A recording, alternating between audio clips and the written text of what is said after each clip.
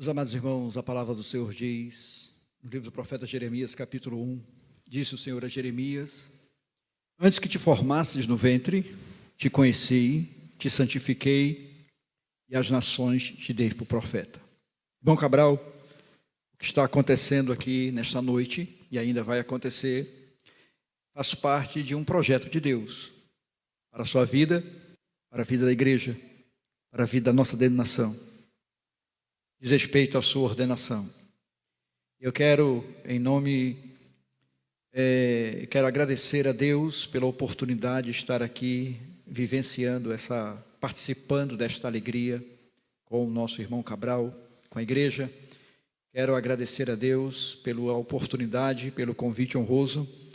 Quero agradecer a Deus por nós estarmos aqui em obediência à sua palavra, nos alegrando com os que se alegram.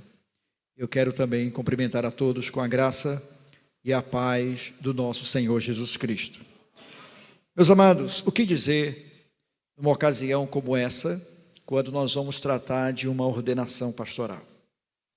Eu gostaria que os irmãos abrissem comigo suas Bíblias e aqueles que puderem, fiquem de pé para a gente dar uma despertada.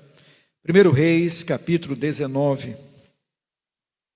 1 Reis, capítulo 19, nós vamos ler a partir do versículo 19. 1 Reis, capítulo 19, a partir do versículo 19, diz assim a palavra do Senhor. Partiu, pois, Elias dali e achou a Eliseu, filho de Safate, que andava lavrando com 12 juntas de bois adiante dele. Ele estava com a 12ª parte. Elias passou por ele e lançou o seu manto sobre ele. Então deixou este os bois, correu após Elias e disse: deixa-me beijar meu pai e minha mãe, e então te seguirei. Elias respondeu-lhe dizendo: vai e volta, pois já sabes o que fiz contigo. Voltou Eliseu de seguir a Elias, tomou a junta de bois e os imolou, e com os aparelhos dos bois cozeu as carnes e as deu ao povo e comeram. Então se dispôs e seguiu Elias e o servia.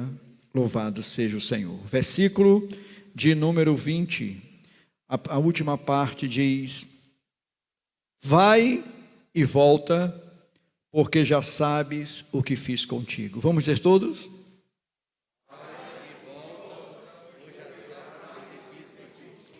Para ensaio foi feio demais. Vamos lá novamente, bem bonito.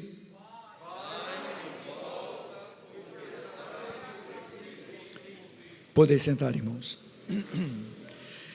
Meus amados irmãos, em nossos dias se fala muito acerca das crises pelas quais a igreja passa.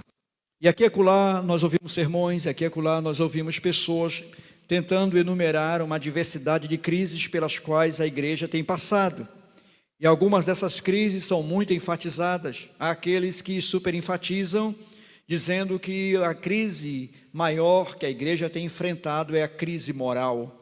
Outros dizem que é uma crise teológica, são problemas doutrinários, são inseguranças e conflitos doutrinários que têm constituído a maior crise da igreja na atualidade. E há aqueles também que acham que a maior crise da igreja em nossos dias diz respeito aos efeitos da pós-modernidade na vida do povo, com os seus desdobramentos.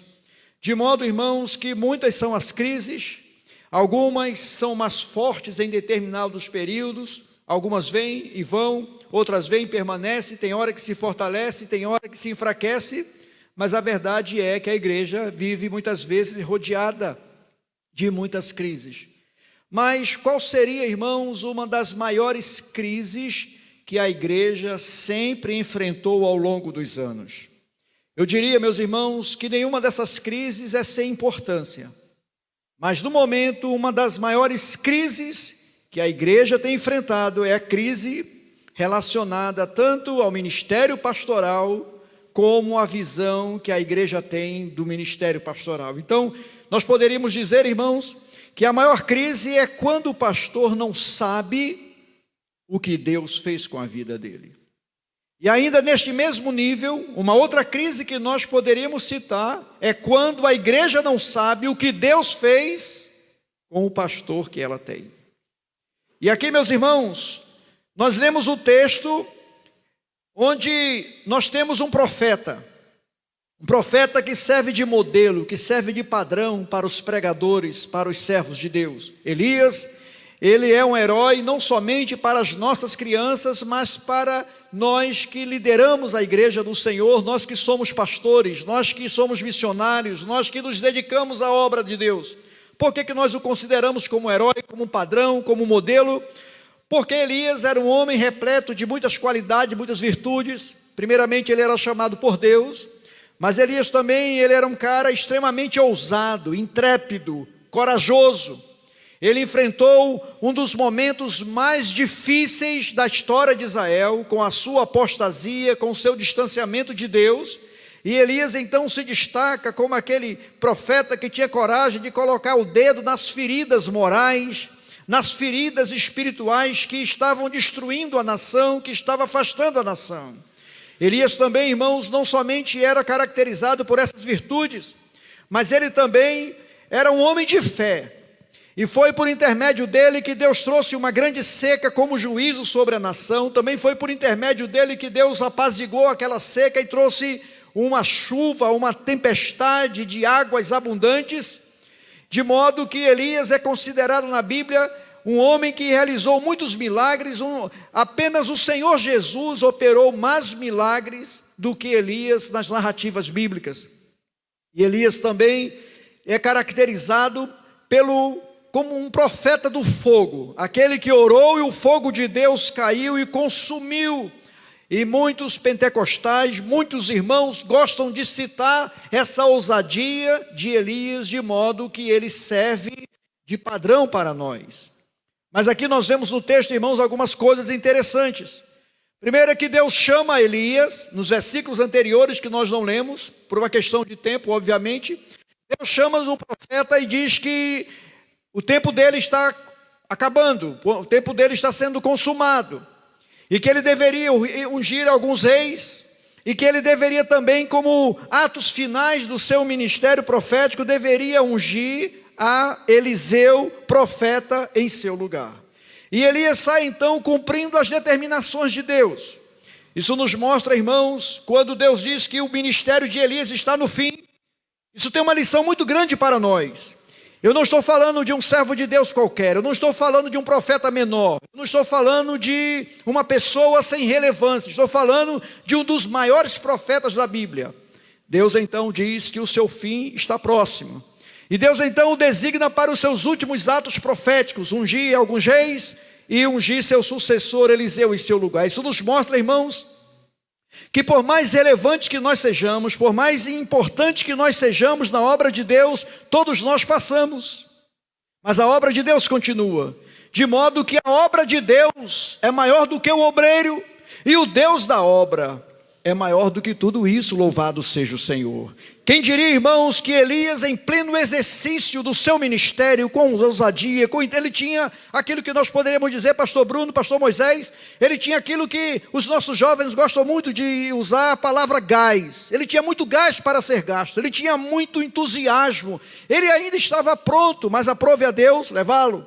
Isso nos mostra, irmãos, que ninguém é insubstituível no reino de Deus. Isso nos mostra que a obra, que os obreiros passam, mas a obra de Deus permanece. E agora Deus vai trazer um jovem, que era uma pessoa que era responsável pela sua família, trabalhava com seu pai, ele era um boiadeiro, ele ajudava, e também um agricultor, ele ajudava a cuidar da lavoura do seu pai.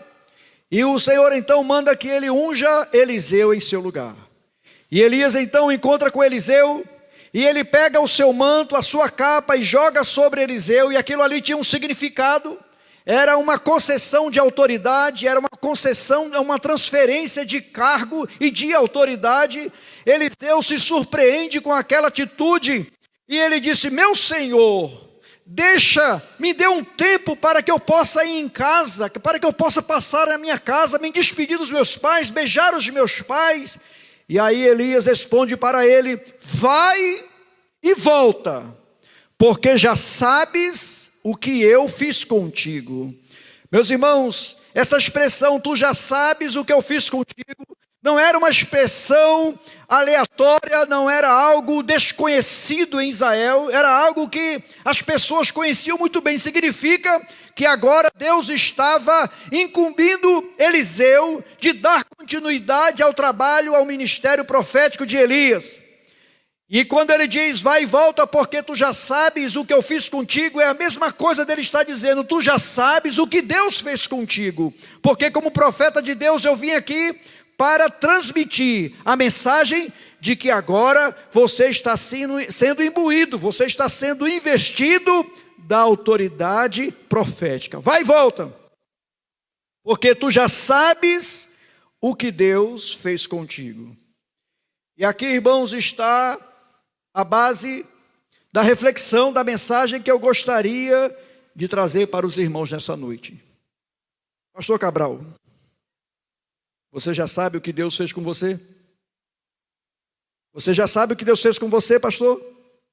Igreja, você já sabe o que Deus fez com seus pastores? Meus amados irmãos, a reflexão em torno dessa pergunta é de extrema importância. Por quê, irmãos? Porque muitas vezes nós estamos servindo a Deus sem a menor consciência do que Deus fez por nós, em termos de chamado e em termos ministeriais. E aqui eu gostaria de compartilhar com os irmãos algumas verdades em forma de pergunta. A primeira delas, irmãos, é que o vocacionado só deve entrar no ministério quando tiver a certeza do que Deus fez por ele. E aqui, irmãos, está um dos problemas que gera essa crise que eu falei na introdução dessa mensagem. Há quem entre no ministério sem que o Senhor tenha feito nada por ele. Como assim, pastor? O que é que o senhor está me dizendo? Eu estou dizendo que há pessoas que ingressam no ministério, que entram no ministério sem que o Senhor tenha feito nada por eles. Quem são essas pessoas? São pessoas que não foram chamadas por Deus. São pessoas que entram por conveniência, porque acham bonito, porque têm uma visão romântica, porque valorizam, porque são fascinadas por isso aqui chamado microfone, são fascinadas por este lugar. E é bacana eu estar aqui à frente. São pessoas que têm uma visão bastante reducionista do que é ministério e pensam que ministério é simplesmente estar pregando, é falar bonito, é se dirigir ao povo. Meus irmãos, e aí ingressam no ministério. Tem gente que entra no ministério porque um dia deu um testemunho e 2 ou 3 pessoas se levantaram na igreja e disseram, meu irmão, que bênção. E tem muitos testemunhos, tem muita gente que vai à frente e é uma maravilha quando fala. Mas o fato de você ter o dom da oratória, ter o dom da palavra, não significa necessariamente que Deus tenha separado, vocacionado você para o ministério. E aí você achou bonito, e acha bacana, e você começa a se impressionar, e daqui a pouco você começa a se comparar, e acha que você está pregando melhor do que os outros, que a sua palavra é mais criativa, é mais ousada, você é mais eloquente, de modo que muitas pessoas estão entrando no ministério por razões que não são aquelas da consciência do que Deus fez por elas. E aí, meus irmãos, tem gente que entra no ministério até por ambições pessoais. Paulo chegou a dizer que existiam pessoas que pregavam a Cristo, uns por contenda, outros por vanglória, outros ainda por partidarismo. Mas também, irmãos, há pessoas que sabem ser extremamente importante e imprescindível entrar no ministério sabendo o que Deus fez por suas vidas. E o que Deus fez por suas vidas? Primeiramente, Deus escolheu antes da fundação do mundo. O pastor não é um tapa-buraco. Ele não é alguém que cai de paraquedas. Ele não é alguém que surge no momento de crise. A sua visibilidade pode até se dar em momentos de crise. Mas antes de qualquer coisa, Aquele que Deus chama, Deus escolheu antes da fundação do mundo. E aqui está o texto com que eu iniciei saudando a igreja, quando Deus diz para o profeta Jeremias: antes que te formasses no ventre, te conheci, te santifiquei, aleluia, e as nações te dei por profeta. A primeira coisa que aquele que ingressa no ministério deve ter a consciência, deve saber, é que ele foi escolhido por Deus antes de vir ao mundo. Louvado seja Deus. Não foi uma circunstância, não foi uma conveniência, não foi uma brecha, não foi uma oportunidade, foi a escolha soberana, aleluia, do Senhor, que nos escolheu.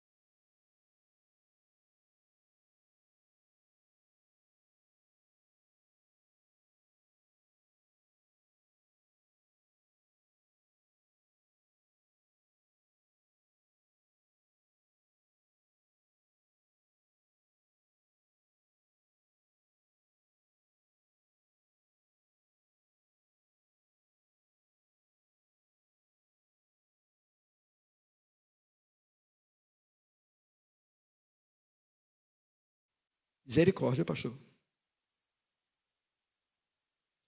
Sabe por quê, irmãos? Porque você perdeu o nariz quando Deus chama. Você perdeu o pescoço quando Deus chama. Você perdeu a vontade quando Deus chama. Você perdeu o GPS quando Deus chama. Você não tem mais direção, você não dá mais direção à sua vida. Agora, a sua vontade, a sua escolha, o seu rumo, quem dá é Deus. Louvado seja o Senhor. Eu digo aos jovens solteiros, seminaristas, até para casar, você deve orar mais do que se não fosse pastor. Porque está aí uma área que você não pode errar. É na escolha do seu cônjuge para o ministério. Porque você não tem vontade. Nesse aspecto, irmãos, você está frito.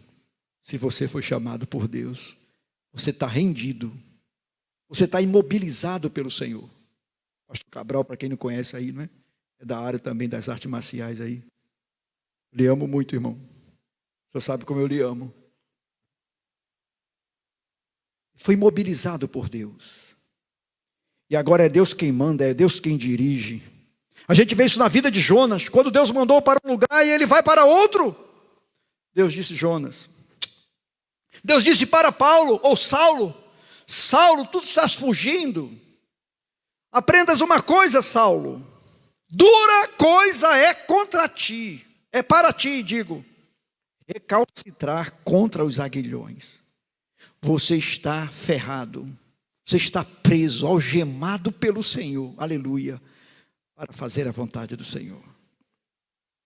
Mas para que ninguém me interprete mal, se ter sido chamado por Deus foi a pior coisa, também ter sido separado por Deus para o ministério é a maior honra que Deus poderia conceder a você. Louvado seja Deus. A palavra do Senhor diz, irmãos, que ninguém toma para si essa honra, senão aquele que é chamado pelo Senhor. Irmãos, ser vocacionado para Deus e por Deus é uma das coisas mais honrosas. Quando eu tinha meus 14 anos, que não faz muito tempo, eu estava participando de um congresso de embaixadores do rei na Igreja Batista, lá no Rio. Eu conheci um pastor, e ele, dando a palestra para a garotada, ele disse: é bonito você ser um engenheiro, nada contra a atividade da engenharia civil, seja ela que área for. É bonito você ser um médico, ser um motorista, exercer dignamente a sua profissão. E a sociedade precisa da sua cooperação, da sua contribuição profissional, logicamente. Mas um dia, todas as pessoas que você curou com o seu bisturi nas cirurgias vão morrer. Um dia aquelas pontes, aqueles prédios, aquelas obras que você fez, vão ficar para trás. Mas se você ganhar uma alma para Jesus hoje, daqui a 300 anos, quando você chegar na glória, ela vai estar lá. Porque a obra de Deus é eterna, louvado seja o Senhor. Por isso que é honroso. O apóstolo Paulo reconhecia essa honra na sua vocação, que ele disse assim: irmãos, quanto a mim não julgo que tenha alcançado, mas uma coisa faço. Mas antes disso ele diz, aquilo que para mim era lucro, era vantajoso, eu considero perda. E ele usa uma palavra pesada, ele diz, eu considero esterco para mim, por causa da sublimidade do conhecimento do Senhor. Isso é saber o que Deus fez. Certa vez, irmãos, um dos presidentes da República, um dos presidentes norte-americanos convidou Billy Graham para ser embaixador dos Estados Unidos. E Billy Graham, foi-lhe dado um tempo para ele pensar, e disse, não, eu respondo agora, não quero. Mas como? Uma posição tão ambicionada, presidente, embaixador de uma das nações mais poderosas da terra, ele disse, olha, seria me rebaixar. Eu sou ministro do Evangelho, embaixador dos céus, vou abdicar da minha atividade eterna para ser embaixador de um país que um dia o fogo vai consumir. Meus irmãos, eu fico vendo hoje como algumas pessoas estão brincando de pular corda no ministério. Elas entram e saem, elas entram e saem. Não sei como é que, né? Cada lugar tem um nome diferente. Tem aquela quando a corda fica bem ligeira, né? É foguinho, né? Que dá, fica bem. Aí o cara cai fora. Porque se a corda bater nas pernas é uma dorzinha incômoda. Tem gente que entra no ministério e fica saltitando. Quando tudo vai bem, quando a igreja oferece certas condições, quando é bem localizada, quando é conveniente, então a gente entra. Quando vem o foguinho, e no ministério não tem foguinho, tem a fogueira. Fogueira santa. E bota santa nisso aí. Sabe por quê, irmãos? Porque quando Deus chama, uma vez chamado por Deus, para sempre chamado por Deus. Depois que você é fisgado por Deus, você pode fazer qualquer outra atividade. Nada tem sentido.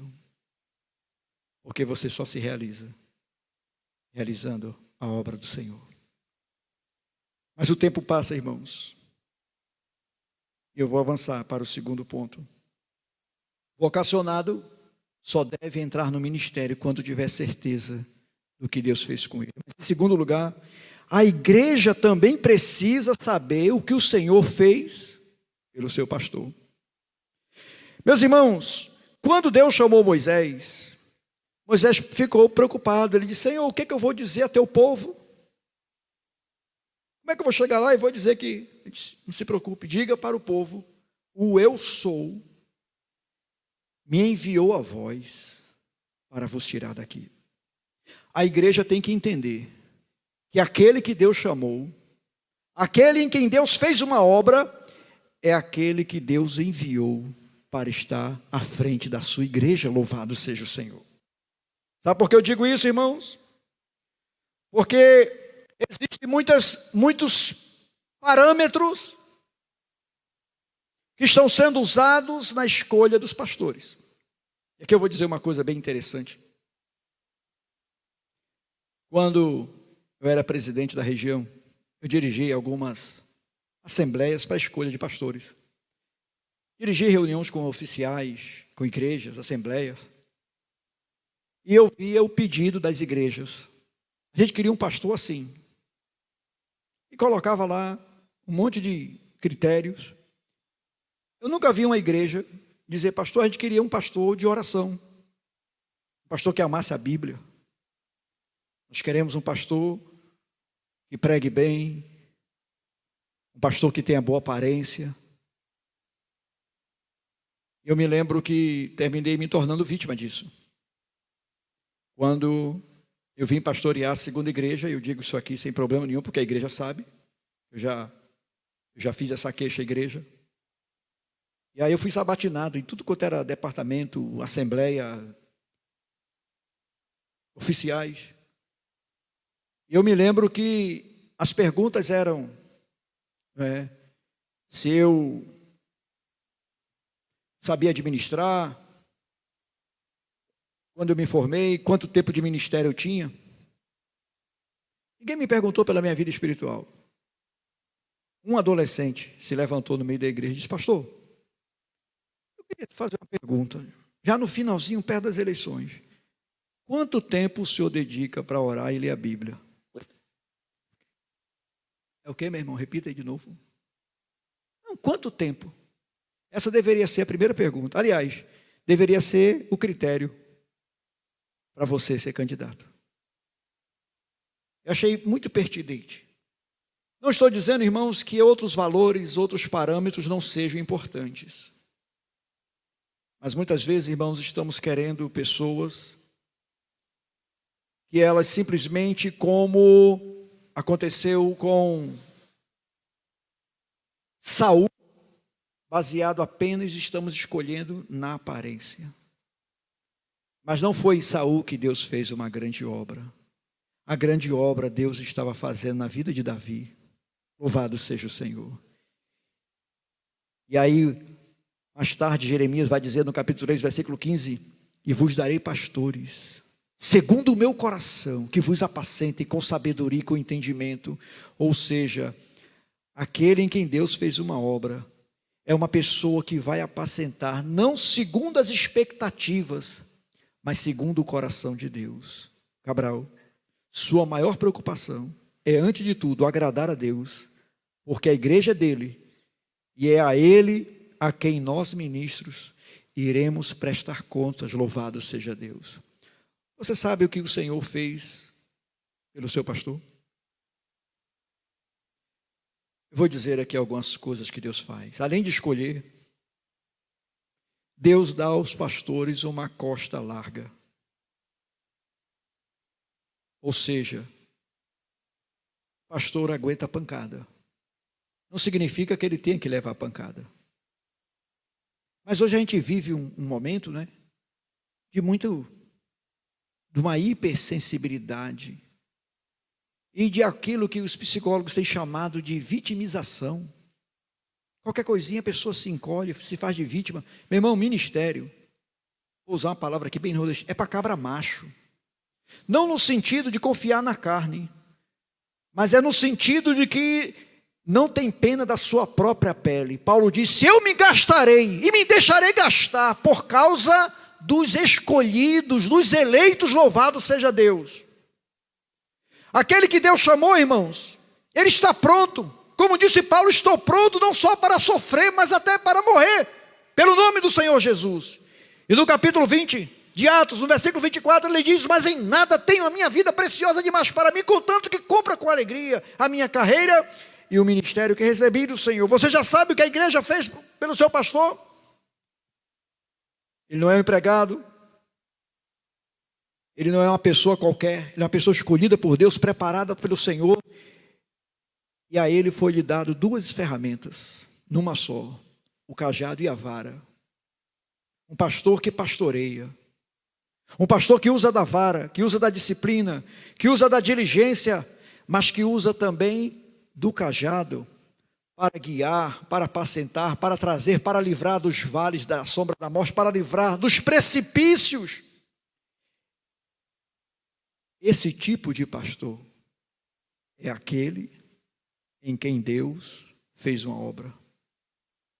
Mas em terceiro lugar, a família do pastor precisa saber o que Deus fez por ele.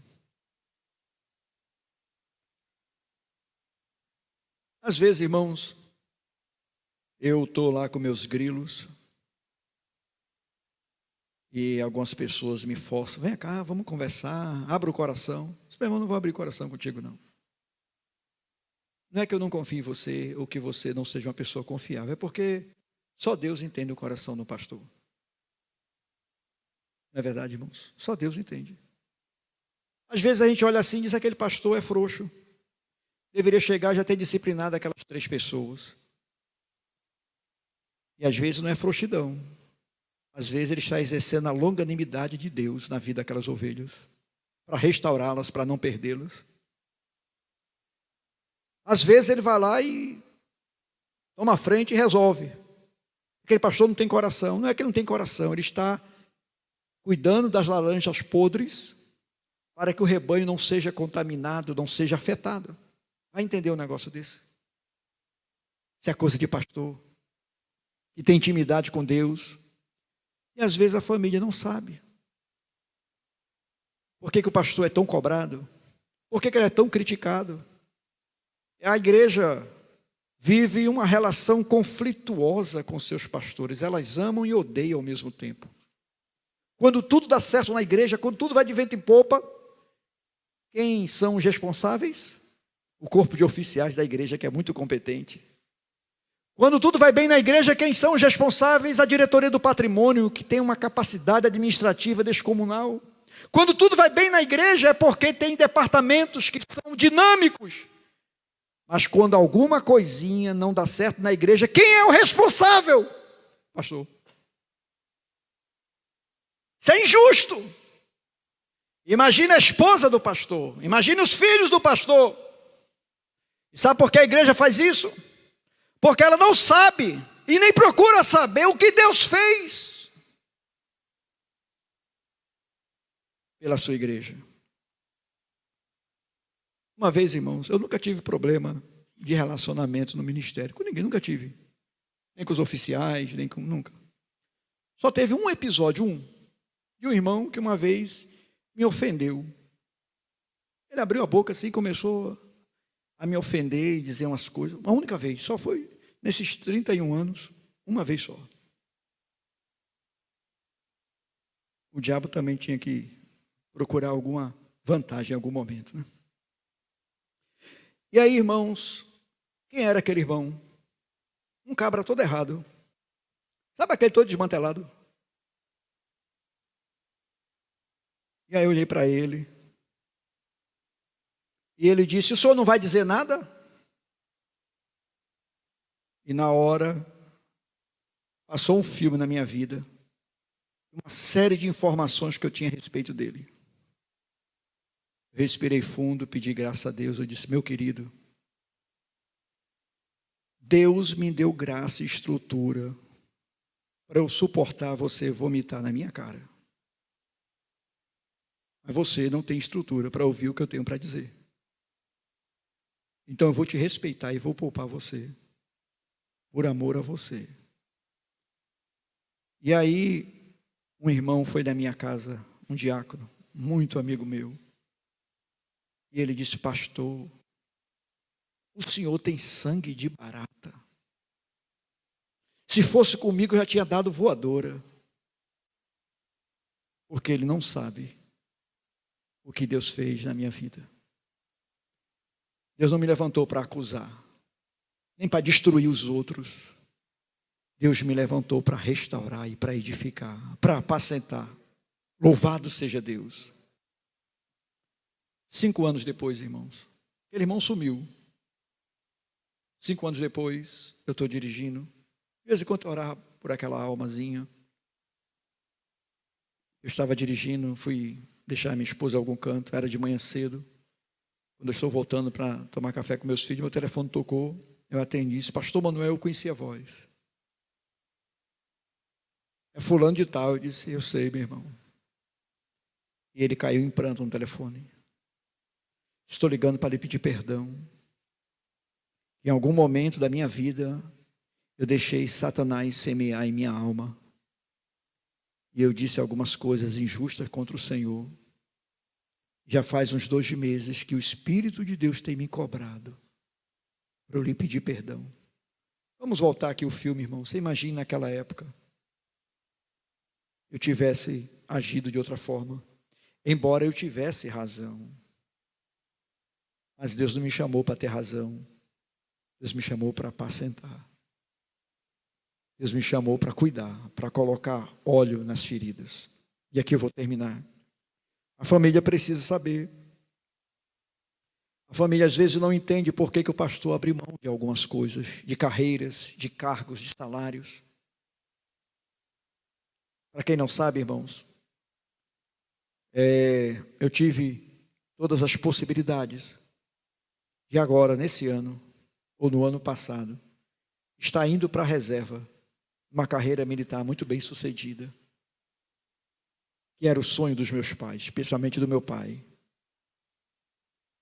Eu ajudei algumas pessoas que já estão na reserva, coronéis, major, a gente estudava junto. E hoje eles estão na reserva, já cumpriram a sua missão. E aí eu fiquei pensando, irmãos, em tantas coisas, mas na verdade eu não abri mão de nada. Porque como disse Paulo, tudo isso, não desprezando a tarefa dos outros, mas é como nada, diante da sublimidade da vocação do Senhor. Vai e volta. Porque o Senhor já sabe porque você já sabe o que o Senhor fez contigo. Você já sabe o que Deus fez com você? Você já sabe o que Deus fez com seu esposo? Você já sabe o que Deus fez com seu pastor? Igreja, você sabe o que Deus fez com seu pastor? Irmão Cabral, nós do DET, o conselho, precisamos ter isso bem claro. Que Deus fez por aqueles que Ele tem chamado. Que o Senhor nos abençoe. Que o Espírito de Deus aplique em nossos corações a sua palavra. Eu agradeço, irmão Cabral, a esse convite honroso para poder participar dessa alegria de você, da sua igreja, da sua família nessa noite. Pastor André.